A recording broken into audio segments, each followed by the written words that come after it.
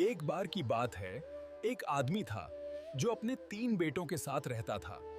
तीनों बेटे मेहनती थे, लेकिन आपस में हमेशा झगड़ते रहते थे। बूढ़े आदमी ने उन्हें एक साथ लाने की बहुत कोशिश की। समय बीता और बूढ़ा बीमार हो गया। उसने बेटों से एकजुट रहने की विनती की, लेकिन उन्होंने ध्यान नहीं दिया। फिर उन्होंने उन्हें एक सबक सिखाने का निश्चय किया और पास रखी लकड़ियों की गठरी की ओर इशारा किया। पिता बोले, इन लकड़ियों को एक एक करके तोड़ो। जो सबसे जल्दी करेगा उसे इनाम मिलेगा।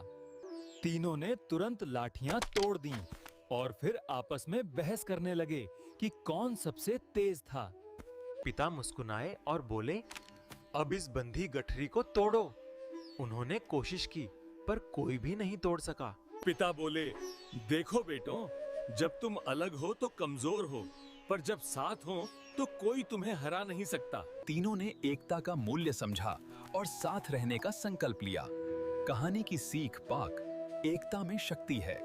एक बार एक राजा ने अपने 3 मंत्रियों को आदेश दिया कि वे एक झोला लेकर जंगल में जाकर फलों से अपनी झोली भर लें। पहले मंत्री ने सोचा कि राजा ने अच्छे फल लाने को कहा है, इसलिए उसे सबसे अच्छे फल चुनने चाहिए। वो बड़े ध्यान से अच्छे अच्छे फल चुनकर अपनी झोली में रखता गया। दूसरे मंत्री ने सोचा कि राजा पर शायद ध्यान नहीं देगा, इसलिए उसने जो भी मिला सब उठा लिया।